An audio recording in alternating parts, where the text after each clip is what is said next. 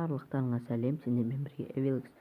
Және менде бүгін Real Racing дейтін ойынына обзор емес, жай ғана көзқарас. Енді обзор жасамаймын, жай ғана ойнап көрем. Екі режимде, автоколлекция мен автоспорт. Және мен анау Mortal Kombat Mobile не болды десеңіздер, ол кезде мен испытание уже бітіп қалыпты. Мен анау күні бірден көп видео жіберген тұғым, бірақ техникалық ақауларға байланысты олардың бәрі жазылмай қалыпты. Сондықтан келесі нені күтеміз? Келесі дегенде өзім түсірем.